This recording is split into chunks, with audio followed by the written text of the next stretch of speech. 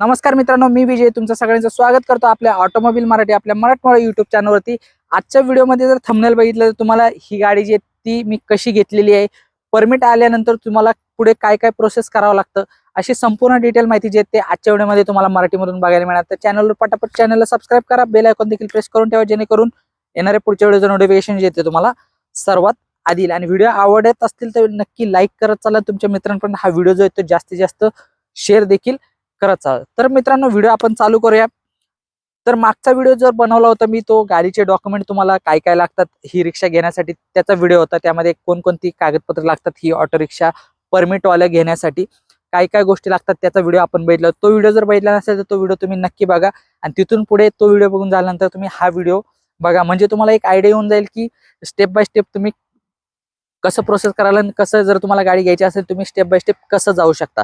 तर मंडळी, मागच्या व्हिडिओमध्ये मी सांगितलं होतं की रिक्षासाठी जर तुम्हाला रिक्षाचं लायसन, बॅच, रिक्षाचा आणि परमिट या 3 गोष्टी लागतात। आणि परमिट आल्यानंतर तुम्हाला तुमच्या जवळच्या शोरूमला, म्हणजे तुम्हाला जर टीव्हीएस गाडी असेल टीव्हीएसच्या शोरूमला, किंवा बजाजची गाडी आता घेतलेली आहे मी, त्यामुळे मी बजाजच्या शोरूमला गेलेलो। त्यानंतर ते कच्चं परमिट आपल्याला मिळतं आरटीओ कडनं। तर ते परमिट मिळाल्यानंतर तुम्ही शोरूमला जायचं। मी बजाजच्या शोरूमला गेलो, तिथे गेल्यानंतर ते परमिट दाखवलं, नंतर गाडीची किंमत वगैरे एन्क्वायरी केली। आणि डॉक्युमेंट जर बघितलं तर तुम्हाला ही गाडी घेण्यासाठी काय काय लागतात, जर तुमचं घर स्वतःचं असेल तर तुम्हाला रिक्षाचं लायसन, बॅच, परमिट या 3 गोष्टी लागतात। नंतर आधार कार्ड, पॅन कार्ड, बँकेचं पासबुक किंवा चेक लागतो। त्यानंतर परमिट लागतं, आणि घर स्वतःचं असेल तर लाईट बिल लागतं।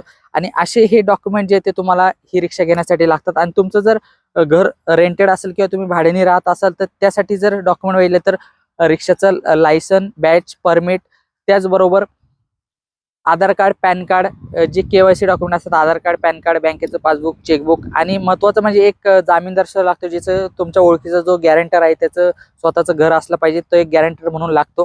आणि ही डॉक्युमेंट घेऊन गेल्यानंतर तुम्ही ही रिक्षा जी आहे ते तिथे बुक करू शकता। आणि गाडीची किंमत वगैरे मी तिथे विचारली। ही गाडी जी ती ऑन रोड मला 2,52,912 रुपये इतकी जी ऑन रोड किंमत डिसेंबर महिन्यात मी ही गाडी घेतलेली आहे 4 डिसेंबरला, तर तेव्हा ही किंमत होती। जर तुम्ही जानेवारीमध्ये प्लॅन करत असाल, जानेवारी 2026 मध्ये जर घेण्याचा विचार करत असाल, तर ही गाडीची किंमत जी आहे ते अजून थोडीफार वाढू शकतं नवीन वर्षामध्ये, तर ती तुम्ही शोरूमला जाऊन विचारू शकता।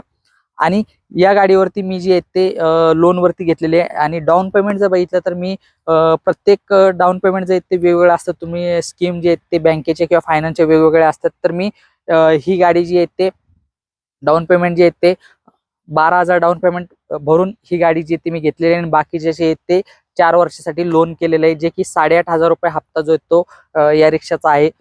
माझं जे ह्या गाडीवरती लोन केलेलं आहे त्याचा EMI जो येतो 8,000 रुपये इतका येतो। आणि ही सगळी डॉक्युमेंट तुम्ही गोळा केल्यानंतर शोरूमला गाडी बुक करून गाडी डिलिव्हरी घेऊ शकता। आणि डिलिव्हरी घेतल्यानंतर पुढे काय करायचं ते तुम्हाला मी याच व्हिडिओमध्ये सांगतो। डिलिव्हरी घेतल्यानंतर तुमचं जे ते गाडीचं इन्शुरन्स वगैरे हे सगळे डॉक्युमेंट जे ते शोरूमवाला रेडी करतं। आणि त्यानंतर तुम्हाला तुमचं जे लोन जे ते पास झाल्यानंतर तुम्हाला या गाडीची डिलिव्हरी मिळते। त्यानंतर तुमच्या गाडीचा इन्शुरन्स निघतो। त्यानंतर गाडीची जी पासिंगची डॉक्युमेंट आहे ती सगळी रेडी होतात, चॅसी नंबर वगैरे सगळं घेतलं जातो। आणि ती रेडी झाल्यानंतर तुमचं पासिंगच्या दिवशी तुम्हाला बोलवलं जातं। पुढे मी पासिंगच्या दिवशी बोलवल्यानंतर त्याचा व्हिडिओ कसा असणार आहे, त्यामध्ये गाडी तुमची पासिंग कशी होती, रिक्षा कशी पासिंग केली जातात आरटीओला, त्याचा व्हिडिओ देखील तुम्हाला लवकरच मिळणार आहे। आणि डॉक्युमेंट तयार झाल्यानंतर तुम्ही जेव्हा गाडी पासिंगला जाल तर गाडी पासिंग एका दिवसामध्ये मीटर पासिंग वगैरे होती। आणि तुम्हाला डॉक्युमेंट वगैरे शोरूमकडनं सगळे घ्यायचे आहेत, जे की मीटरचं असेल।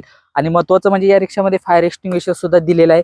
आणि ही रिक्षा जी आहे ते तुम्ही जोपर्यंत पासिंग होत नाही तोपर्यंत तुम्हाला फक्त शोरूमवरनं घरी आणू शकता आणि डायरेक्टली आरटीओला पासिंगसाठी नेऊ शकता, एवढंच ऑप्शन जे तुमच्याकडे असतं। त्यामुळे तुम्ही गाडी पासिंग, विदाऊट पासिंग गाडी जी आहे तुम्ही कुठे चालवू शकत नाहीये। आणि एवढे डॉक्युमेंट जे आहेत ती ही रिक्षा घेण्यासाठी तुम्हाला शोरूमला गेल्यानंतर लागतात। हा व्हिडिओ तुम्हाला कसा वाटला? छोटासा व्हिडिओ होता, पण एकदम क्लिअर कट मी व्हिडिओमध्ये माहिती सांगितलेली आहे, जे की मी स्वतः ही गाडी घेण्यासाठी एवढे डॉक्युमेंट जे आहेत ते दिलेले आहे। जर तुम्ही घेण्याचा विचार तर तुम्हाला नक्की या व्हिडिओची देखील चांगली मदत होईल।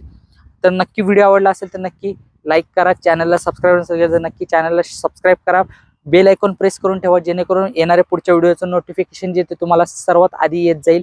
आणि प्रत्येक व्हिडिओमध्ये मी एक नवीन माहिती या रिक्षाबद्दल घेऊन येत आहे। तर नक्की व्हिडिओला लाईक करत चला। भेटत मित्रांनो अशाच एका नवीन व्हिडिओमध्ये नवीन गाडी सोबत। तोपर्यंत धन्यवाद।